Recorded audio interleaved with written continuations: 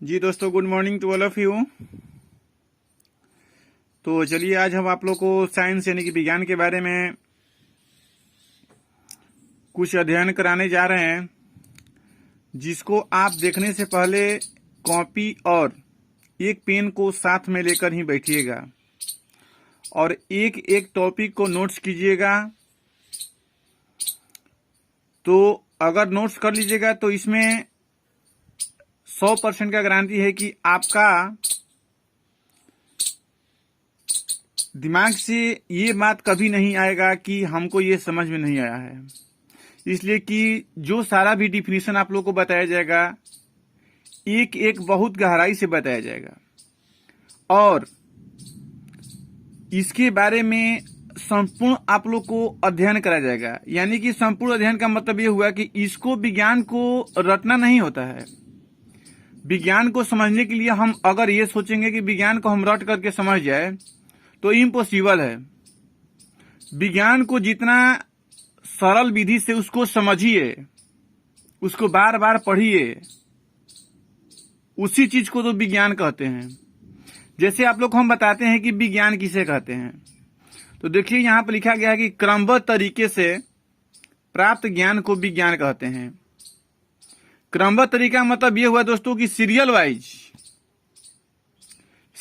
यानी कि एक चीज को जब हम पढ़ेंगे तो उसके अगला कंसेप्ट को अपने आप से ही क्लियर हो जाएगा कि उसके बारे में भी यही ज्ञान होगा। या उसका देखिए दूसरा डिफिनेशन हुआ कि किसी प्रेक्षण को भौतिक या रासायनिक विधि से प्राप्त ज्ञान को विज्ञान कहते हैं। तो दोस्तों विज्ञान तो पता चल गया कि विज्ञान किसे कहते हैं, लेकिन विज्ञान का दो पार्ट्स में बांटा गया है। जैसे दोस्तों हम लोग जनरेशन पढ़ते हैं, जनरेशन सिस्टम पढ़ा गया है। तो जनरेशन सिस्टम का मतलब यही होता है कि जैसे मान लीजिए कि दादाजी थे, तो वो दादाजी का 2 लड़का हो गया।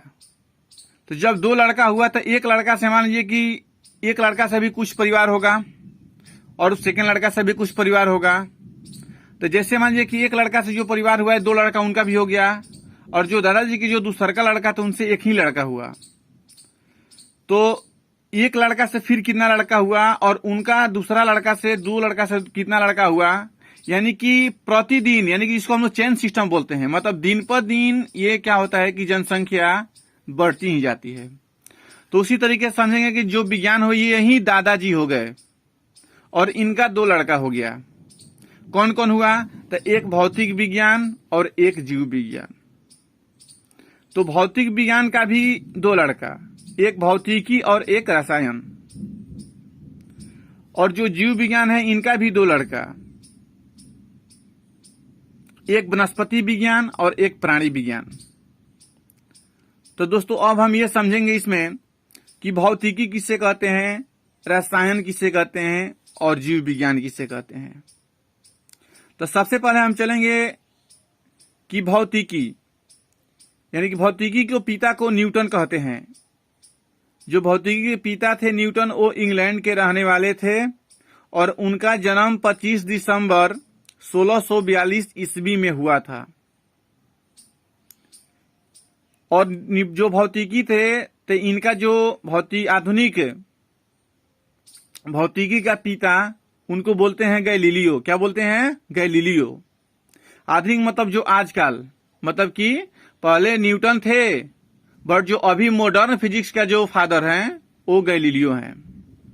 तो देखिए दोस्तों अभी हम समझेंगे कि भौतिकी किसे कहते हैं। तो बोल रहा है कि भौतिकी विज्ञान की वह शाखा है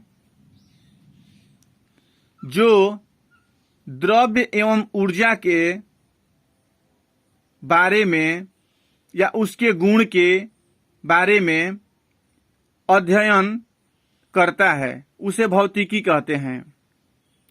अब हुआ रसायन, तो बोले कि रसायन विज्ञान की वह शाखा है जो पदार्थ के गुण, संघटन और उसमें होने वाले पारस्परिक परिवर्तन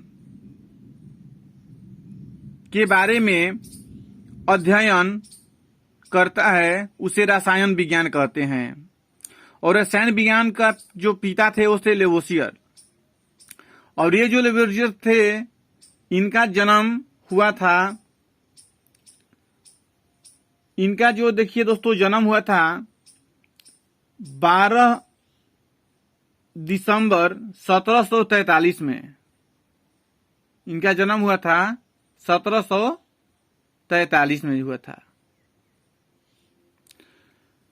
तो देखिए एक बात और हम समझेंगे कि रसायन विज्ञान समझ गए किसे कहते हैं, इनका पिता कौन है। अब हम चलेंगे थर्ड नंबर में जीव विज्ञान। तब विज्ञान की वह शाखा जो जीव जंतु या प्राणी के गुण संगठन के बारे में अध्ययन करता है उसे क्या कहते हैं, जीव विज्ञान कहते हैं। तो दोस्तों देखिए जीव विज्ञान का दो लड़के हुए, एक वनस्पति विज्ञान हुआ, एक प्राणी विज्ञान। तो इस वनस्पति के बारे में यही हुआ कि इसमें जो भी विज्ञान, वनस्पति विज्ञान में जो भी अध्ययन होता है तो वो पेड़ पौधा के बारे में ही अध्ययन होता है। और प्राणी विज्ञान का मतलब हुआ कि इसमें जो अध्ययन होता है तो उसमें जीव जंतु के बारे में अध्ययन होता है।